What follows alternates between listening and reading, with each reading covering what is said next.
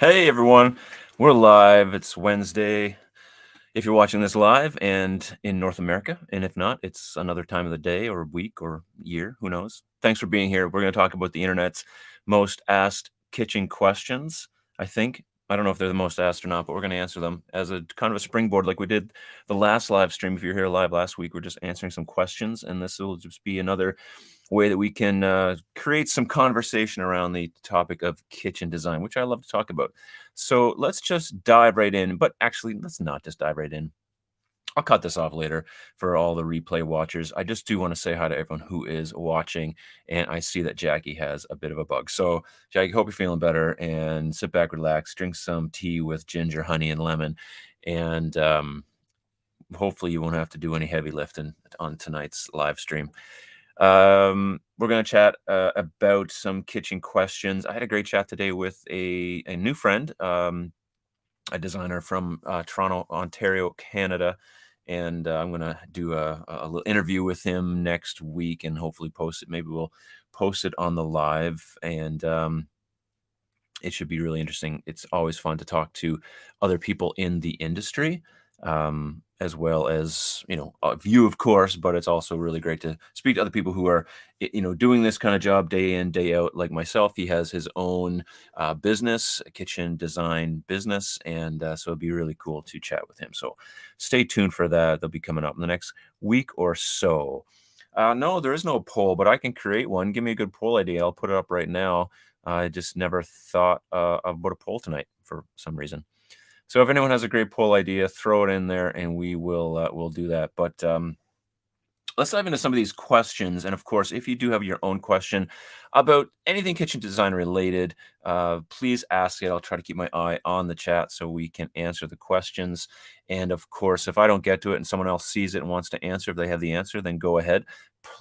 Try to put question marks before so I can spot it easily amongst all the other chats that show up in the chat feed. Of course, if you're watching on Facebook, you can also do this as well. All right. Darlene saying hit the like button when you come in. Yes, please do help this spread to more individuals so that me and Phil here, I named him Phil, can reach 100,000 subscribers. Anyway.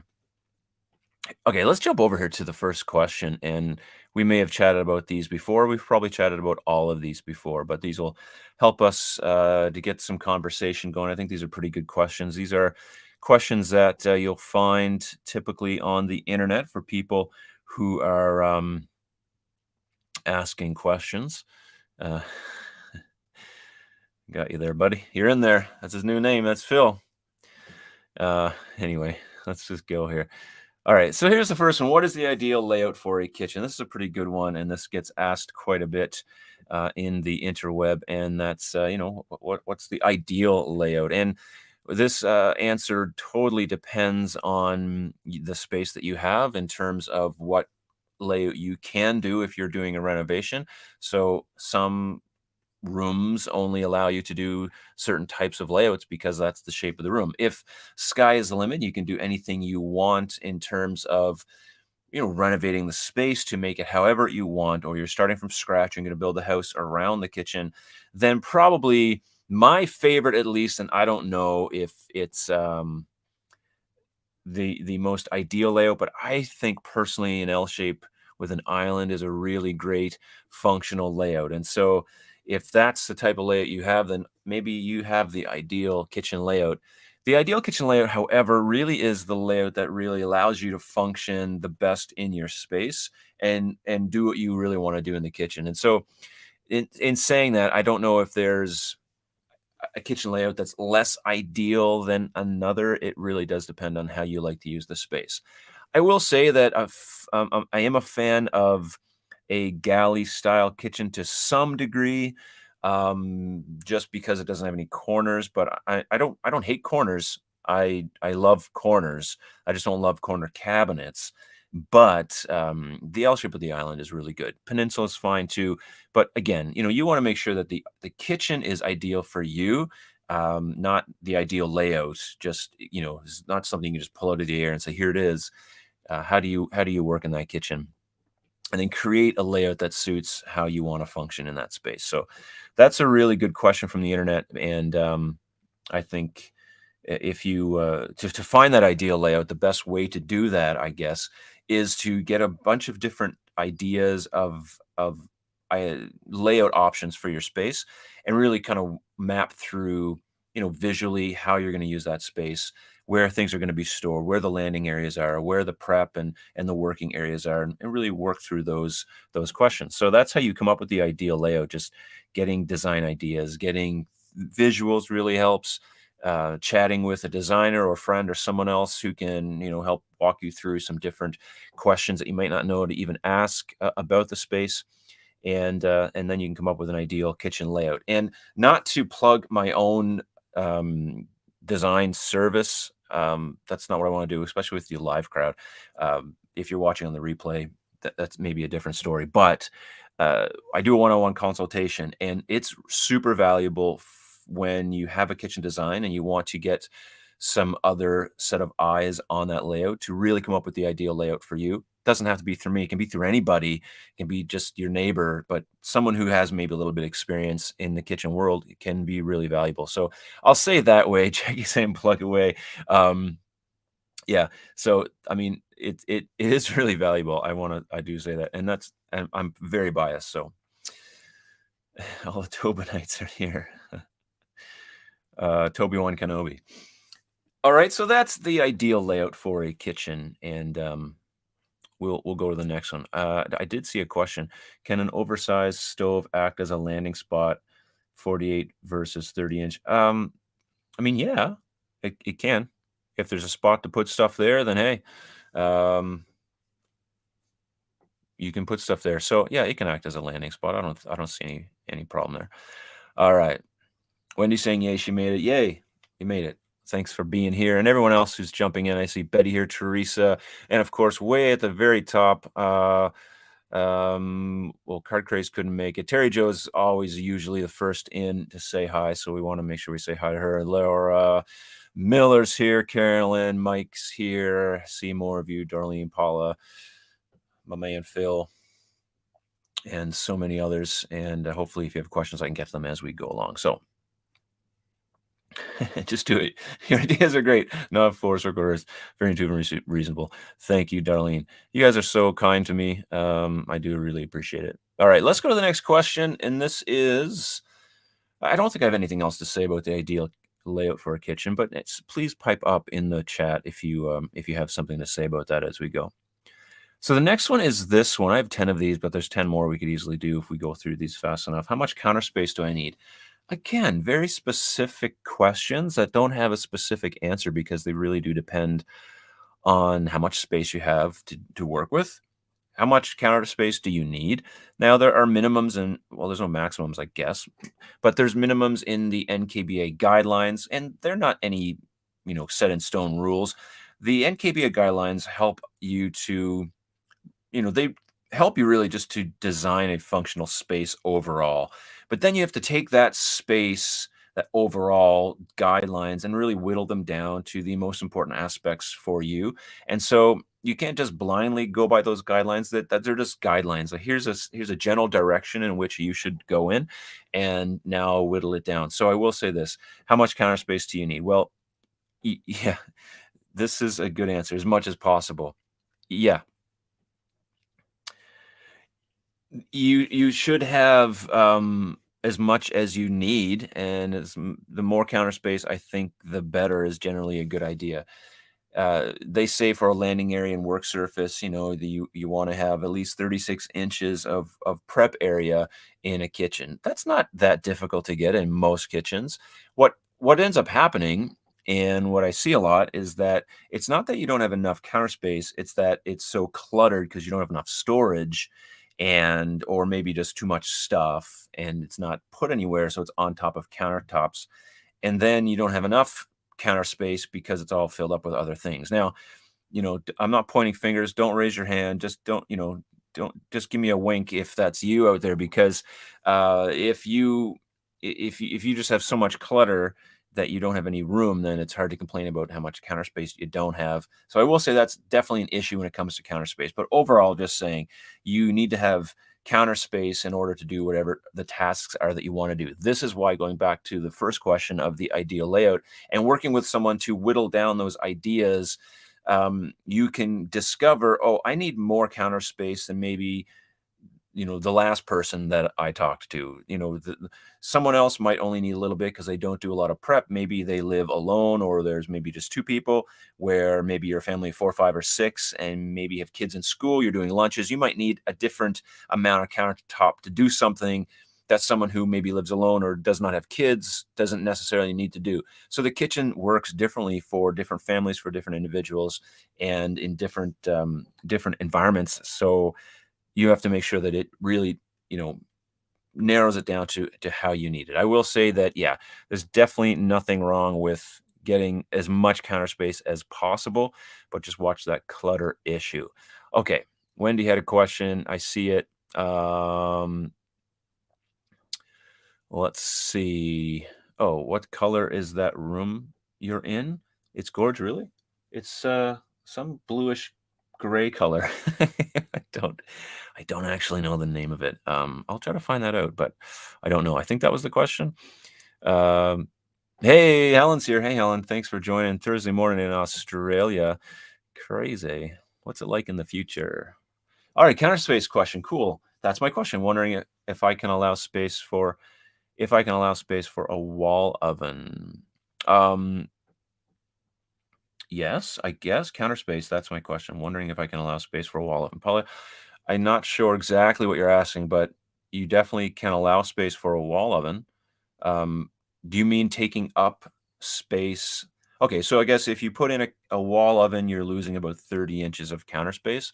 And I would say that's definitely a question that you should work through the options. Wall oven versus a range cooker, as they say, as my friend Michael says. Um, so if you have one range oven combination unit, we just call them ranges, as opposed to a range top with a wall oven, you're going to take up more counter space with the wall oven. Um, it might be worth having a wall oven because it's at a height that's better to take stuff out. As long as you have landing area next to it, then that's a good trade-off. So that's a question that you can you have to work through. Oh, so I'm sorry, what's this one? You can't reach if the countertop is deep. Oh, but if you're short, yeah. Well, I mean, there you go. So that then there might be a way to lower a section of your cabinets to make it more accessible, because that is an issue that I come up against quite often, actually, with clients, is that they're short and they need to have somewhere in the kitchen that they can access easier than others. And so instead of lowering everything, because that can be not the best solution because appliances aren't lowered, but it does definitely work if you can lower a section of cabinets. Of course, that's usually going to be a customized thing, though it could be done with stock cabinets too. But that's something you can think about. If you can't reach the back of them, then that's not good. But I think if you can get it lowered, that might be a good compromise to do that. Yeah, Matthew has some wisdom here. It depends. No reason to have 20 linear feet of counter space if there's only two people in the house. Yeah, I mean, you don't need what you don't need, and so just having more for more sake isn't really the best option either. So sometimes the kitchen table works just as well as a countertop. I'm assuming was the typo. Yeah, it can work very well. Maybe the issue with a kitchen table is that it's lower, so it's not the greatest for prep if you're standing at it, but if you're sitting at it, I used to watch my grandfather. My grandmother would make apple pie, and he just sit there and like peel the apples, with a knife. He could peel the whole thing, the whole apple, like with one without any breaks. It was really, but he'd just be doing it forever. And just at the kitchen table, they didn't have a big kitchen with lots of counter space. So yeah, that's definitely an option that a lot of people do use. Aloha. Thank you for joining. Some exciting news, I guess, on my behalf here. Amy and I and the fam are, we booked a trip to Costa Rica. Yes, we did. I can't tell you when, but we're going. All right, I'm into empty counter space and island. Only item permanently out is my Breville Oracle Touch coffee machine. That sounds beautiful, but I'm living alone, so easy for me. Yeah. Helen brings up a good point, which I brought up before talking about functionality. Some things don't need to be put away, and they belong on your countertop because you use them so often. And so, definitely nothing wrong with having things on your countertop, but then it can go too far, and there's like everything on your countertop. So, what's a voter top, Phil? Darlene wants to know. All right. All right, here's Paul. What's he saying from earlier about having too much stuff and clutter? That's us. We collect Le Creuset cookware, along with lots and lots of vintage ceramics. That's cool. I my French is horrible, so I'm not sure how to pronounce that, but that's how I think it sounds. Le Creuset. Yeah, well, hey, admitting it's the first step.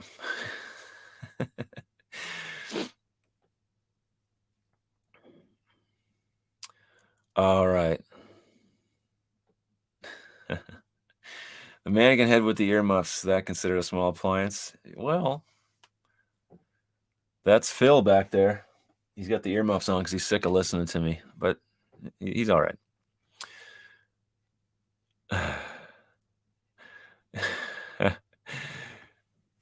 Yeah, it's gonna be fun.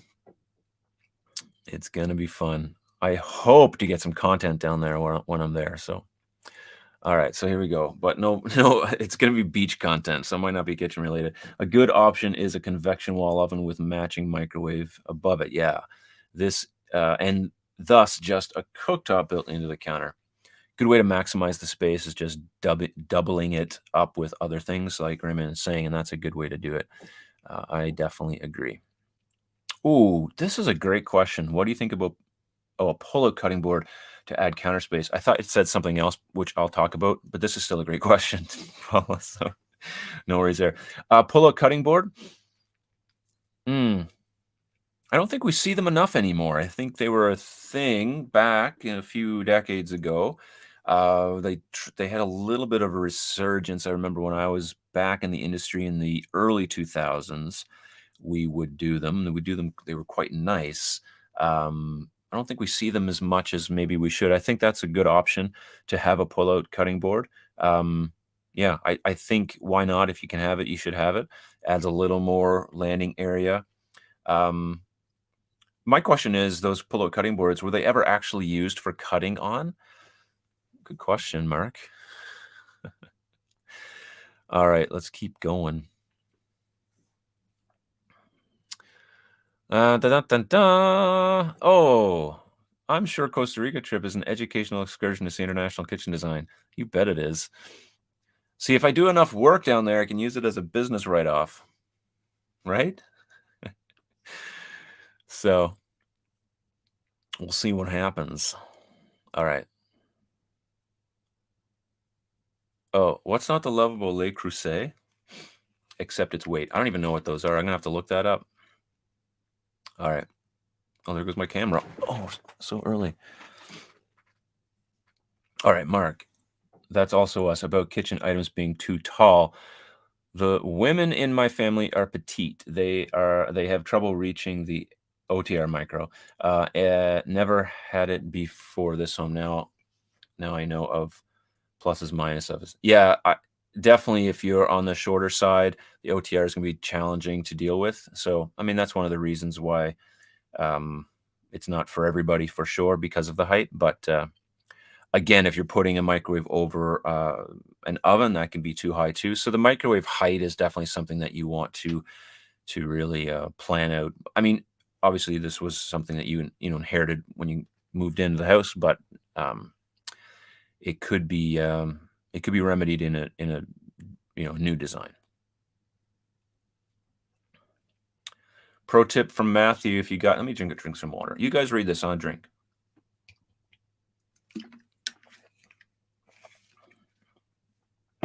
I agree with what he said. Le Creuset is heavy but beautiful. All right. Okay, let's go to my next question. I'm gonna have to look up Le Creuset in a minute so I can be in the know at least on what's going on here. Let's look at this one. What are the standard dimensions for kitchen cabinets? These are interesting questions. Like, I can't believe people ask this because, well, I guess there is an answer. The standard dimensions for kitchen cabinets are 3-inch increments starting at normally 9 inches wide and going to, well, depends, going to 36, 42, 48. Generally, and once you get past 48, once you get past 42 or 39, then usually you're looking at like 2 cabinets. So there's no real that's the standard, usually 3-inch increments. So if you go to any stock lineup of cabinets, if you go to IKEA, if you go to any big box store, even if you go to a customized cabinet shop, they they're like CNC machines and their cuts and all the pre-cut cabinets that are kind of ready to go, they would all be in 3-inch increments, normally starting at 9 inches. Now, of course, you can get a variety of sizes when you go custom, but that would be the standard dimensions for cabinets. Now, in height, usually a wall cabinet is either 30, 36, could be 40, and then it really depends on the height of the ceiling and customization. But if you're going into a big box store, you're going to find that cabinets are 30 inches high and then those 3-inch increments. When it comes to base cabinets, same rule applies. The height's generally at 34 and a half, 34 and 3/4, depending on the toe kick space. And, that's it. And then you're getting into custom and as far as raising or lowering cabinets. So those are the standard dimensions for kitchen cabinets. Corner base is usually 36 by 36. Sometimes you'll get a 33 by 33, and sometimes you'll get a 33 by 36 or 36 by 33 or larger. IKEA has 38s. I don't know why they do that. Or blind corner cabinets could be 42, 45, 48s. Yeah, there you go. Standard sink cabinets are generally 36 inches. Um, you know, if I'm missing something, I mean, someone let me know. Those are what I would consider to be the standard sizes. And so then if you are planning to do a kitchen renovation, say you sit down with some graph paper and you're going to just draw out your kitchen layout or play around with some kitchen layouts, then that's something you can think about, plan it out so that you have those types of sizes. Usually what you do is take the graph on graph paper and divide it up into 6-inch blocks. Each block is 6 inches. And then you could get a foot, and then it's easy to divide a block in 3. So you can kind of like figure it out that way.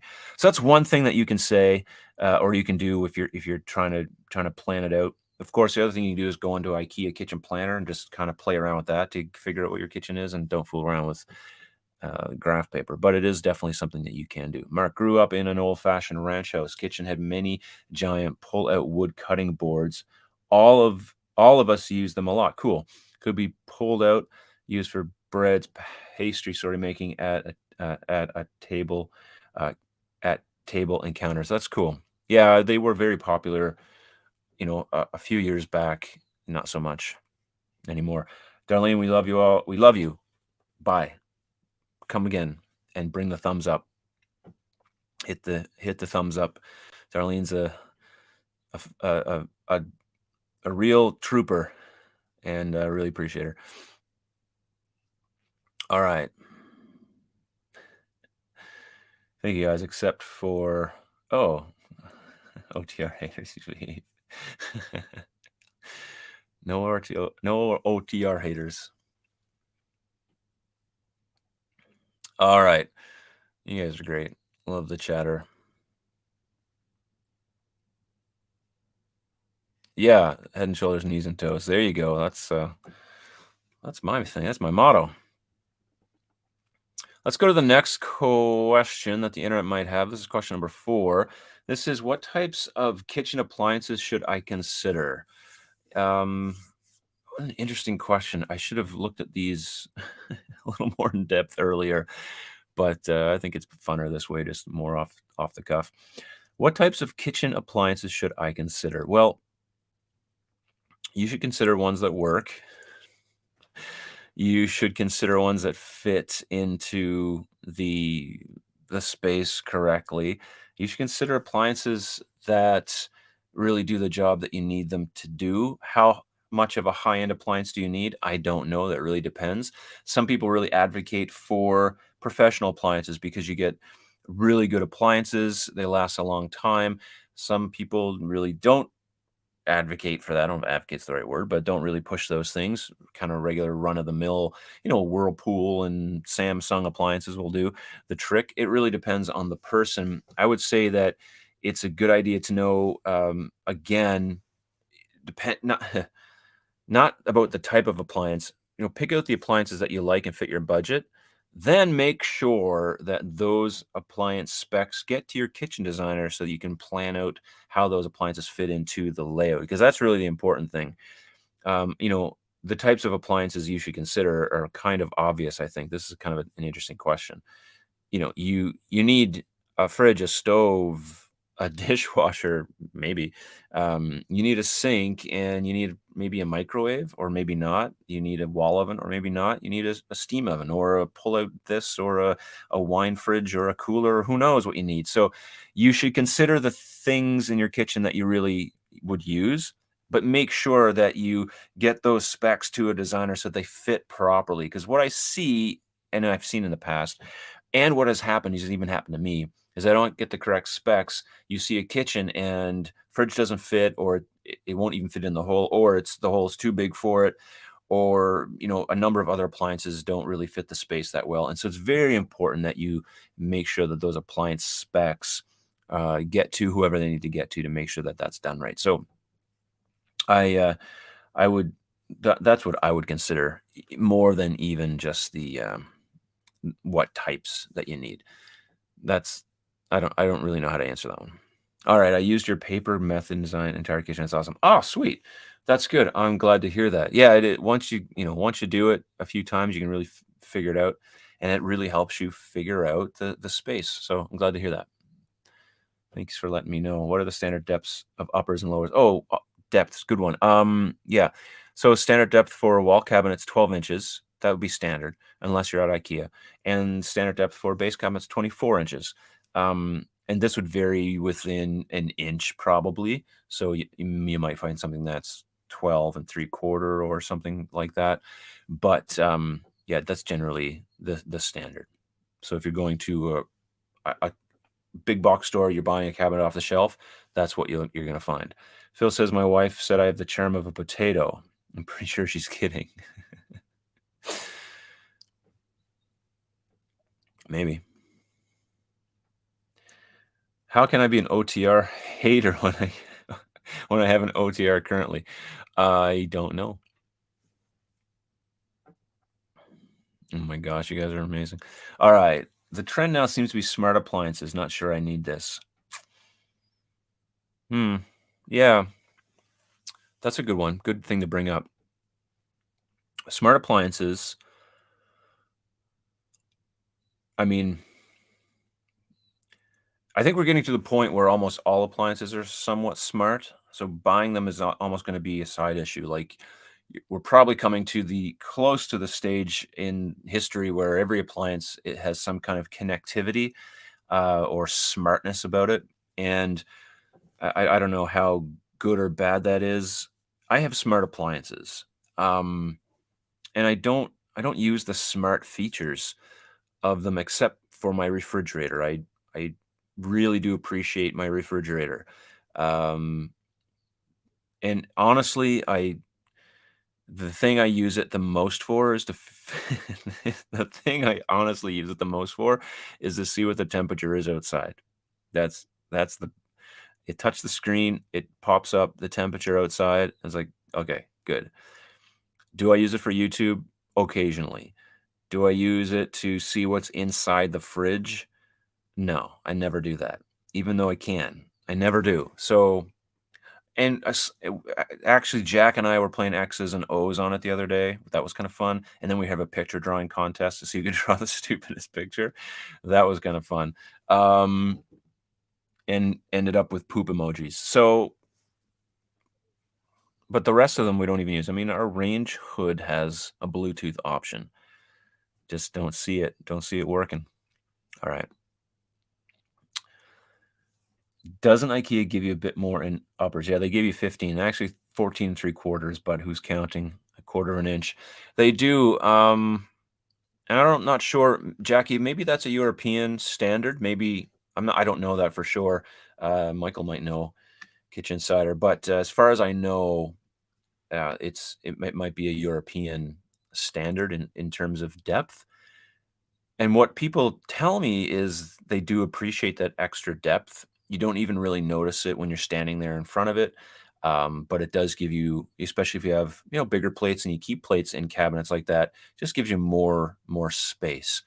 Again, once you get past that second shelf, no matter how deep it is, if it's 12, 15, it's really difficult to manage anyway. So that part doesn't really bother me because wall cabinets are generally difficult to access above that second shelf. I'm like super thirsty tonight because I had bacon for supper. Oh my goodness. Okay. Yeah, Jeff's saying that's a bit why he went with IKEA. Yeah, they give you more depth. So that's a good one. Margaret, appliances, aren't the smart appliances breaking down more often? I don't know. I'm not in the appliance business. Mine haven't broken down, so I don't know for sure, and I've had them for a few years now. But if I mean, that would be horrible. I'm sure there's some built-in obsolescence when it comes to these appliances, because if they last forever, that's no good for anybody. Well, it'd be good for us, but it wouldn't be good for the companies, I guess. So those computer chips probably are gonna burn out somehow. All right, the thing that intrigues me about smart appliances, eventually they won't be able to self-diagnose problems. They won't be able to? Why wouldn't they be able to self-diagnose what problems are they trying to diagnose? What intrigues me is that how smart will they get? Remember we talked about this before? Will they know that I want something for supper and just get it ordered and made for me? That would be very interesting. Dave, I'm very much into smart home scene, but in kitchen appliances, it just strikes me as one more thing that can go wrong or get outdated much faster than the appliance itself should. Yeah. Um, I mean, my appliance, well, back to my fridge, it has updates, like it updates itself in terms of this software that's running. The outside's just a screen, so that's what it is. I don't think that would be any different, regardless. But it does go through regular updates to update the software, so that might be a way around that. Um, and yeah, I mean, it is one more thing that can go wrong. So, well, I will say I do like having the fridge with the screen in it. I mean, I just do. Alexa, hey, before you buy an appliance, especially these smart appliances. Oh, okay, hold on. First, find a repair service. I just learned warranties being offered are only 1 or 2 years. That's a good tip. Make sure you know what the warranty is and where you can get it repaired if you need to, because that can be a hassle. I had a little email conversation with Yale Appliances. I don't know if you watch those guys on YouTube in the Boston area, but yeah, we're gonna connect pretty soon, hopefully in a live stream and just talk about appliances. So that should be really interesting. Mark and Jackie, IKEA says their uppers are deeper because much of contemporary dishware are bigger, wider, therefore would fit. Oh, okay. Well, thanks for looking that up. I should have done that. Um, yeah. Does not only apply to plates, though. Who keeps plates in wall cabinets? Plates belong in drawers. So, hmm, interesting. H. Sam Samuelson, greetings from Japan, returning to San Diego after 9 years. Cool. Never sold house, going with Realm Consulting to run a kitchen. Consultants help a lot with standards. Cool to hear. That's awesome. I'm glad to hear that. and I'd love to hear how it turns out with Realm. That's really cool. I don't like smart fridges. The refrigerators have less room inside than old school refrigerators. After 4 overpriced smart fridges that didn't work and no one will know how to repair it, I went old school. Well, and I mean, you know what? As long as it keeps the food cold and you got enough room in there, that's really the main thing. How smart do you need that thing to be? I will say I do like mine. Like I said, Mark, we bought a very expensive smart Samsung fridge when we moved in here. The kind with 2 upper doors, 2 lower doors, had lots of problems with software. Company never issued a recall. I think mine's LG. I'll have to check. You got me all worried about my smart fridge now all of a sudden. But they knew the problems. You had to contact them first. Ugh, that's not good. The smart thermostat has failed so many times. I replaced it with a dumb one, and have never used the smart features on my clothes washer. Yeah, I got those too. Why is everything smart, but we don't use it? We will someday. Jackie's a fan of dumb appliances. I'm a fan of a dumb coffee machine. Just pour over. I mean, it doesn't get any dumber than that. It's a really good coffee. So, all right, Mark, you get a lot of people who want outdoor kitchens. It seems like that's the next big thing for luxury homes. Only a couple of clients in the in certain parts of the world. Yes. I wouldn't say I get a lot, but I've gotten a few. Um, yeah, and honestly, I have to sort of fake my way through those ones because I'm not exactly sure outdoor kitchens. I mean, in terms of functionality, in terms of all that stuff, it's generally very similar, but like product wise and what they need to be made of and all that stuff.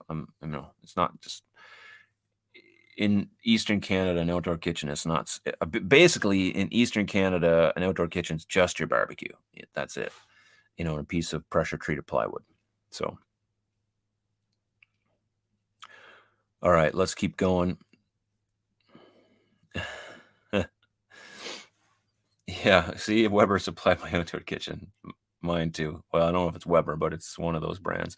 All right, so let's go to this next question. How can I maximize storage in a small kitchen? This is a great question.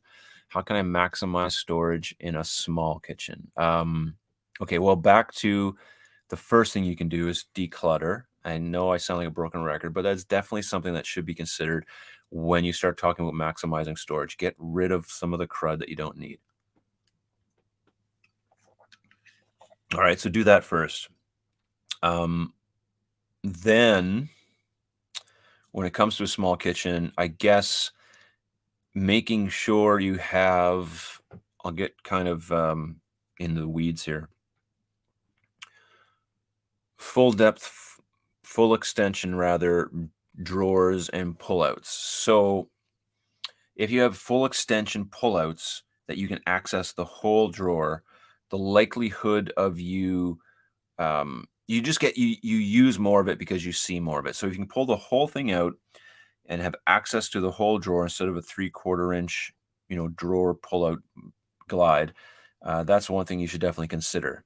It does help you maximize storage because you see everything, there's less waste, and so there's less of a tendency to just stack everything in the front load the drawer basically. So you can pull everything out and really maximize the space. So that's something you can do in a smaller kitchen or in every kitchen. Um, in a smaller kitchen, it's also good to find ways where you can add shallow storage. I talk about this a lot. You don't have room for something full depth, but there might be a wall or an area where you can incorporate some more shallow storage. And that could be something that's very, very useful in a smaller kitchen. Of course, you can always go vertical.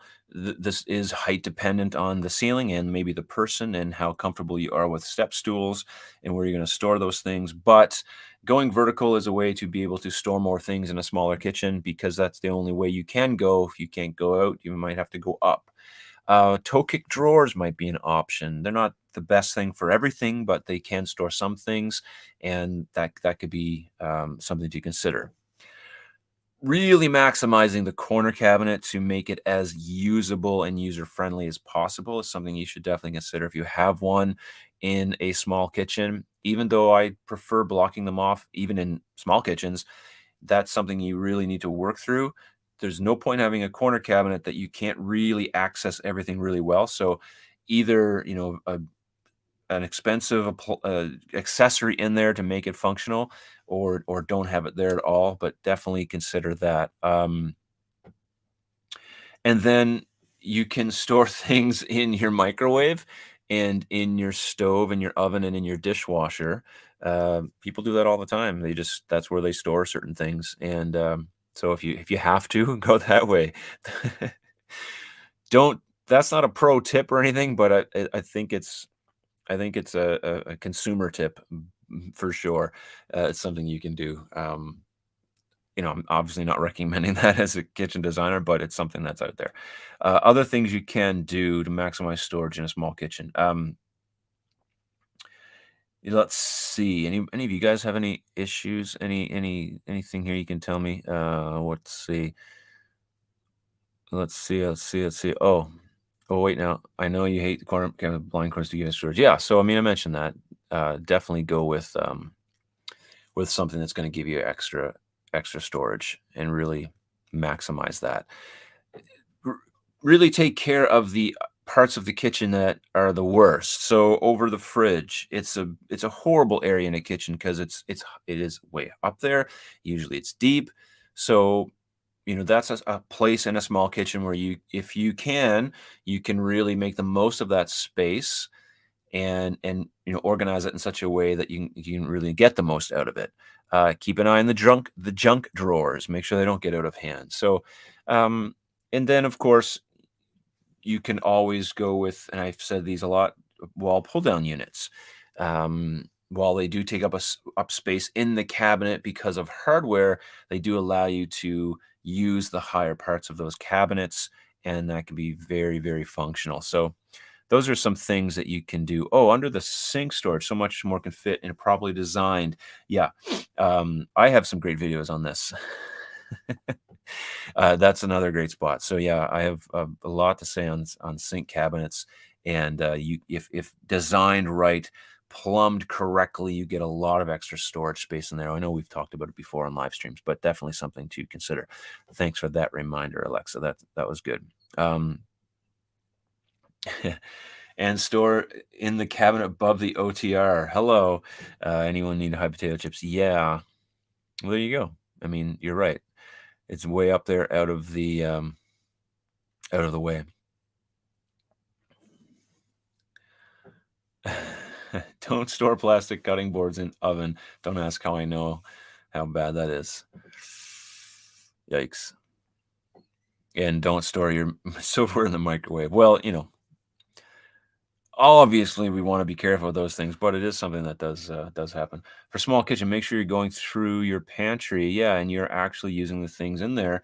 So stuff's not building up and getting wasted and expiring. Excellent advice, because that definitely happens. So yeah, go through your pantry, go through it once a month, just to make sure that you're not purchasing things that you don't think you have, and then you realize, oh, it's just I just didn't pull out the drawer. I don't have pullouts, and I can't see what's in there. So you want to really maximize that. Um, Natalie, hey Natalie, I'm planning to put a large garbage. Oh, sorry, garbage. A large garage workbench with lots of drawers in my kitchen, replacing the top with food safe butcher block. That's cool. That'll have a cool vibe. I've seen those types of things. I've seen tool chests too, converted. Someone, I don't know if it was on a live or it was a viewer of my content. They sent me a picture of it. It looked really, really cool. So that's something you can do as well.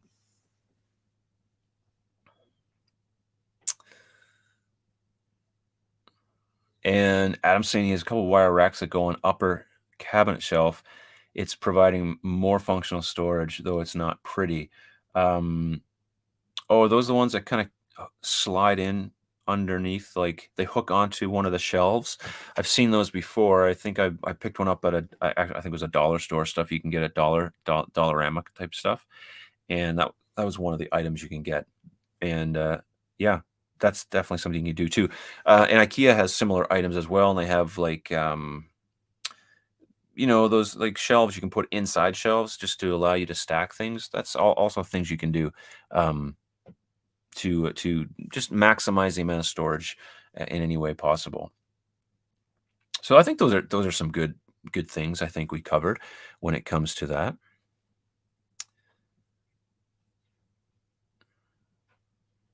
All right. Oh, here we go.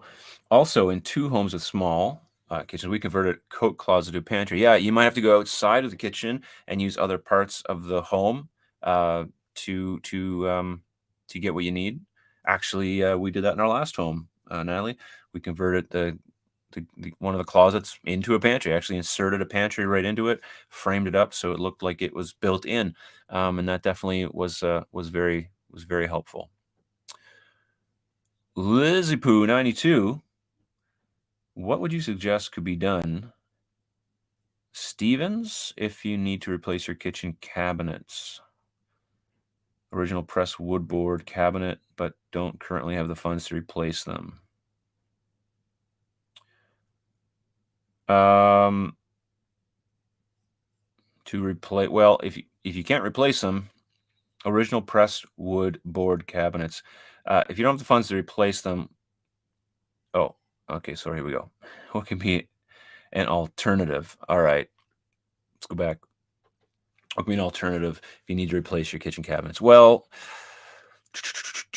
I guess it depends on, okay, how much funds do you have? You don't have enough funds to replace them, but do you have funds to get new doors? Do you have the funds to paint them or to get them refinished? That's maybe an option.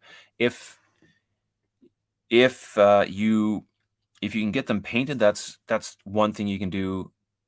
If the layout works and that's fine, you don't want to change anything there, or you just can't because you can't right now, then that's probably one thing you can do.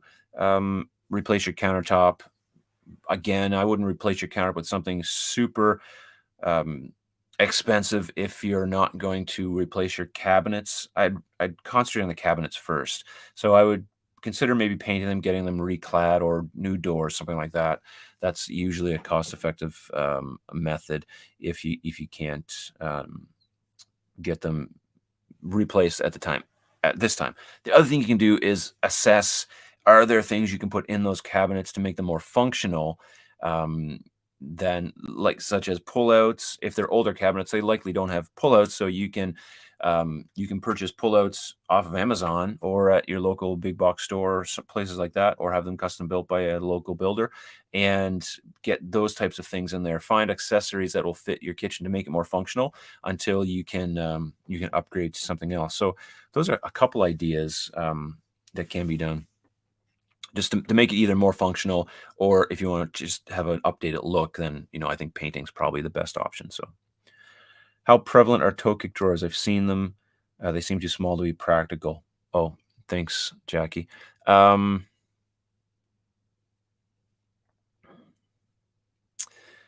how prevalent are they? I don't get asked about them hardly ever, Jackie. I'm not sure. They do seem small. I would say you have to be storing things in there that, like your mail. I think they're great for mail and for the flyers. Maybe like a cutting board. Yeah, I don't know. They're not that prevalent in my circle, of clientele. Maybe, um, maybe they're more popular elsewhere. I really don't know, but from what I can tell, they're not that popular. Now I know Jeff has a video on installing them, which is good. So, but I don't think they're that popular. Daniel, hey Mark, you're a great kitchen design, but your ultimate talent is making YouTube thumbnails. Thank you so much. That is an awesome compliment. Wow, that's one of the best compliments you could give a content creator, because thumbnail creation is such a hassle, and you just never know how it's going to go. So thank you for that. You just made my night. Oh. Mark and Ellie, we did that here in the house. We converted the coat closet right off into the pantry. Cool. We inserted a restaurant type metal shelving unit from IKEA. Omar line. Oh, sweet. Okay. Yeah, it's definitely something that's relatively easy to do. So that's a super tip. Oop, thank you. You are welcome. There are a couple of drawers that need repair, but mostly cabinet bottom is damaged under the sink. Mm, yeah, that's a challenging one. It's damage due to moisture, most likely, I would say. So you could have a new bottom inserted. That's something you could do, or maybe just think about replacing that one cabinet. Maybe keeping the doors and just doing that to get you through that hump. But yeah, I would get the couple drawers that need to be repaired and find some pullouts that you can have inserted. That'd be the road I'd be going down to try to make it better. So, and I guess getting the sink cabinet remedied. I've seen people use them for dog food water bowls. Yeah, I would not like that at all. I mean, I guess if they're emptied all the time, and then you pull them out and fill them up, but and obviously if there's dog food and water in there, that's going to be everywhere. So I'm not sure. But yeah, I guess to each his own. If that might work.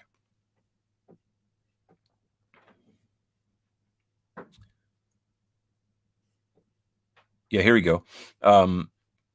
Almost exclusively to store flat bakeware. So that, I mean, anything flat will store. My wife's an invert inveterate baker. Oh, I don't do English. Uh, so they have uses if you have use for them, but generally not that popular in my circle. All right, so I think those are some great ways to maximize storage. Let's go to the next one, number 6. We're getting through these okay. What is the recommended height? Oh, for kitchen countertops. I think we sort of already answered this, but we'll mention it again. So countertop height standardly is 36 inches from the finished floor. Like that's the top of the surface. And that's pretty much run of the mill everywhere you go. Then what's recommended for you might be different. You need something that's higher or lower. That can be done. Like I said before, you don't want to have everything lowered or heightened just because of the appliance issue. That might not be the best case. But in an ultra customized kitchen design, you could have everything raised or lowered. And I recommend you do have a section raised or lowered if you need to be. That's certainly something that's doable. And maybe I mean, it depends on the designer you get and who you're working with. They might put up a fuss about that, but it's definitely something that can be done, even if you're going with stock cabinets. There's ways around this. You can figure out. We have enough brains on the planet. We can figure out the solutions to some of those problems. So if you have only stock cabinets or there's limitations, I think we can figure it out. Get it raised or lowered. That shouldn't be an issue. Then when it comes to islands, maybe there'd be some recommended heights. So my recommended height's just one level, but if you want to go up to some kind of raised lunch counter, that could be 39, 42. Again, it depends the height of maybe the people that are going to be using it, but those are some general heights for that. Um, if you're going to do that, but yeah, most cabinets to the top of the cabinet is either 34 and a half or 34 and 3/4. Countertop on that usually is 1.25 inches, and then that puts you up to about 36. So,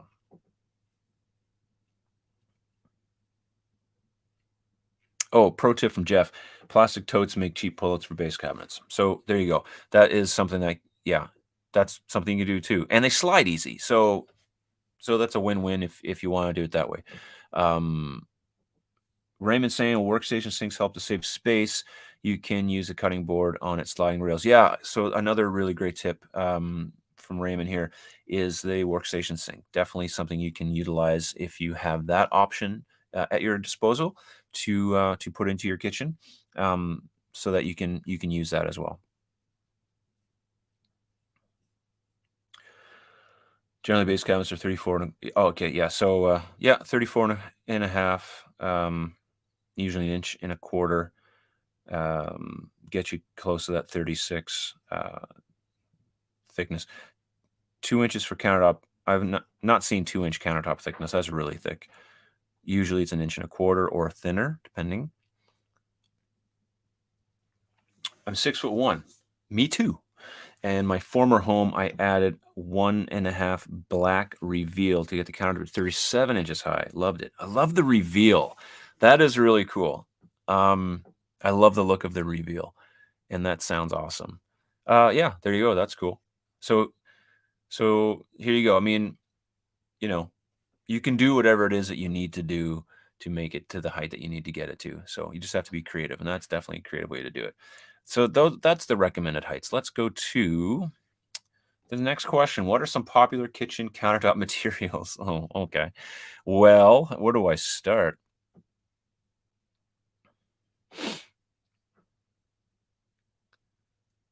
Oh, hold on. Let's see here. What's a reveal?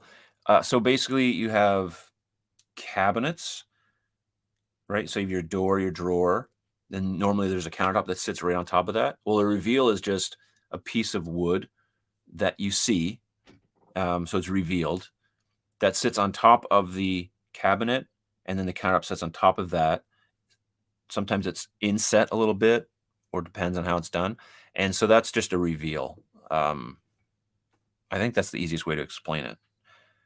So it's basically you see this like strip between the countertop and the base cabinet.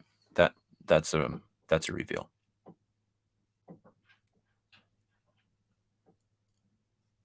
Oh, cool. In Japan, our pantry is actually in the floor, dry, cool, and really exercise your knees.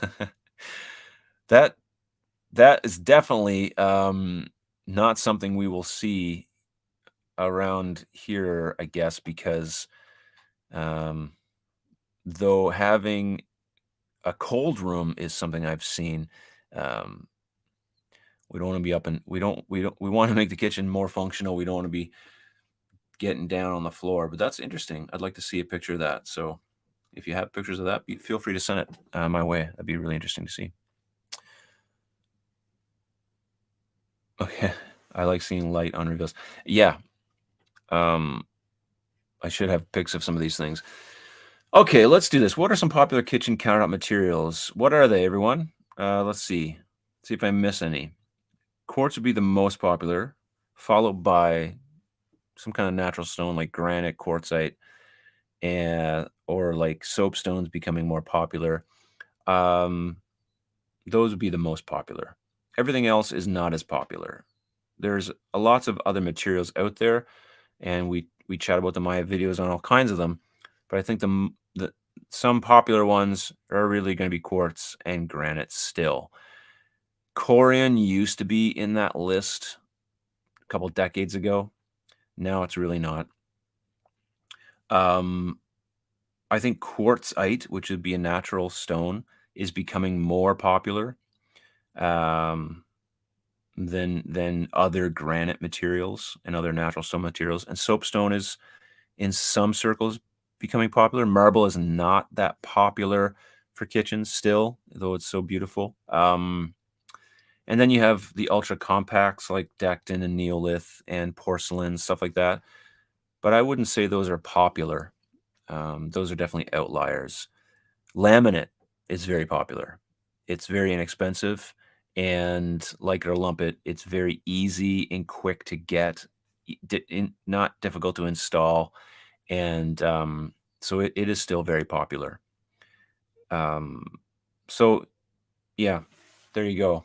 That's my take on it. And they're beginning to make uh, still have Corian. Nothing wrong with that. I mean, it it's a really great product. They're starting to make quartz, manufactured quartz with a bio-friendly powder, because what the issue is, this is right from Breton Stone, the kind of the go-to when it comes to quartz manufacturing. The issue is um,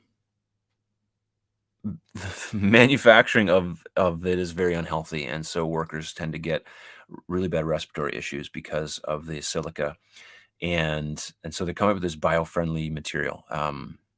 So so that's good overall. Adam's leaning towards quartz for the remodel. That's cool. Don't burn it or let it get discolored. But yeah, quartz is generally most people's go-to.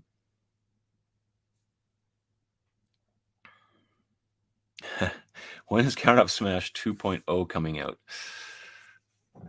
Um, that's a good question. I really hope sooner than later. I don't have it actually planned. I don't have enough samples of countertops, so it's definitely on my mind to do, and on my dad's mind too. Actually, he brings it up every now and then. Um, and in the same conversation, there's like a backhoe and this massive propane torch thing that we have. It's like huge. So I think he's kind of interested in getting that done too. Mark, any ideas of what I should be cautious about because my cabinet doors will not be painted? I can't remember the name of the finish. Cheap plastic-ish. It's probably thermofoil, thermoplastic. Um, that's that's um, that's probably the thing. So they will not be painted. Anything I should be cautious about? Well, if you're talking about thermoplastic, just be careful that they don't delaminate. That would only really happen with excessive heat. And if I think hopefully I'm answering your question, but that would be the only thing to really be careful of if you're talking about thermoplastic. We found our tote online. We hunted down appropriate. We needed to actually beach beach seaside use. Yeah, you gotta get creative sometimes in the kitchen to, make things run smoothly. What do you think of having a standard depth fridge and then a deep pantry, but less than the fridge at the end of a run? Or should we do the pantry and end the run with the fridge? That's a good question. That's very design specific. So, I would say the difference between having the pantry on the end and the pantry not on the end is pretty negligible in terms of distance. So wherever you're traveling to get to that fridge, that part probably isn't a big deal. I like having it on the inside and the pantry on the outside so that it's easier. There's probably better access for landing area on the fridge. Now I say that, and in the same breath, I'll say I don't even care about landing area for fridges because whenever you take something out of a fridge, you're not trying to get it off on the countertop somewhere because you don't want to drop it. So it's kind of negligible, but it is something to consider. So if that's a main factor, I would say do it that way. I think it looks better visually if the pantry's on the outside, then the fridge, then the countertop. And that maybe just be my own opinion, but that's how I would think of it. And then I guess it depends, is the end of a run against a wall? Because if it is, then definitely put the pantry there so you don't have to create space for the fridge door to open. But if it's just open and there's nothing, I still think it looks better if the pantry, fridge, then the cabinetry or countertop or whatever else is there.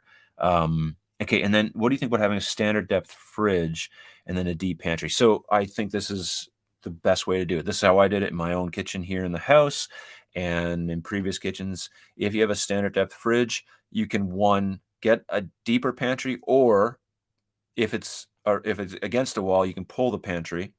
I've done it both ways, and this is how I would do it all the time. Yeah, pull it out so that it looks like it's counter depth, and then on the other side have a fridge panel that's also the same depth, and so all you see is a reveal of the door. I'm totally nerding out on this question. I love it. So yeah, I'm totally okay with this. Okay, so but less than the fridge at the end of a run. Um, yeah, so that's how I do it. Normally, the box of the fridge would be like 27 or 26, like depends. They all depend, I guess, and then how far it pushes in. So you make the pantry cabinet that deep, and yeah, it'll look good. If you look about on my channel, you'll see mine. Maybe it's on the, like, what I love and hate about my kitchen, but I might show that depth. But anyway, you know what you're talking about and what I'm talking about. So yeah, I think that's all good. All right. Helen, we have to disagree with Corian. Our Corian solid surface is made from two-thirds natural minerals and one-third acrylic binder. It's 100% quartz and silica free, so it's safe.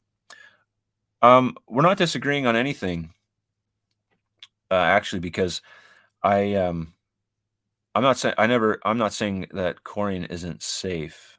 Uh, I'm just saying it's not popular in North America anymore. But I do think it's a really cool surface, easy to repair. Um, but yeah, so that's all good. I'm saying that quartz, they're making quartz to be safer as well. So, but yeah, I like it. Just it's just not popular where I'm at. All right, let's keep going.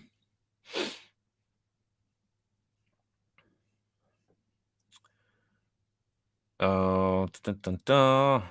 Oh, here we go. Okay, yeah, and I've never had a problem with solid surface. Counter is very easy to clean and maintain. Yeah, I mean, one of my friends has it for a long time and loves it. No problem with it at all.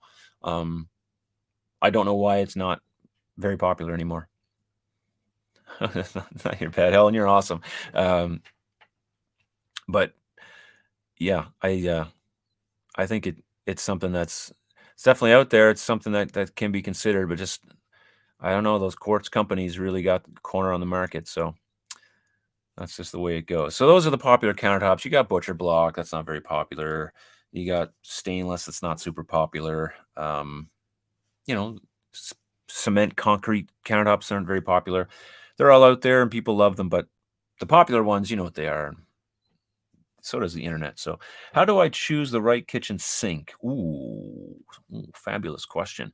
The way you choose the right kitchen sink depends on the size of your kitchen, depends on the size of your sink base. If you're asking me, I'm going to tell you that you should just get a large single, the largest single you can, or a workstation sink. That's the right sink. So, end of question. Let's go to the next one. I'm not spending any more time on the sink one. What lighting options work best for a kitchen? Um, This is another funny question. The lighting options that work best for a kitchen. Okay, well, you want to have under counter lighting. You want to have, for purposes. You want to have LEDs. We talked about this before. You want to have LEDs. I think dimmables would be good.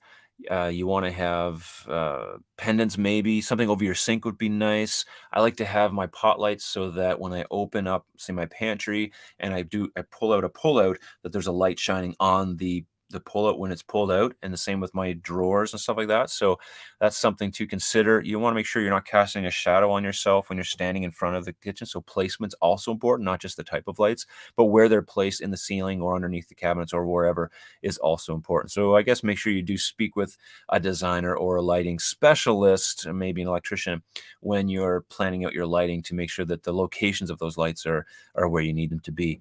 And that could be a little bit difficult or different for different people. So and here's Terry Joe saying, I've been struggling with this because I don't want my kitchen to look like an airport runway. And yeah, I totally get it. And there's no reason why it should. So in my kitchen, just bring it up because this is what I do. I put my lights in my ceiling where I need the light. Now in my living room, dining room area, it's runway. It's fine. It doesn't even matter. It looks fine. But in the kitchen, I put the lights where I wanted them to shine.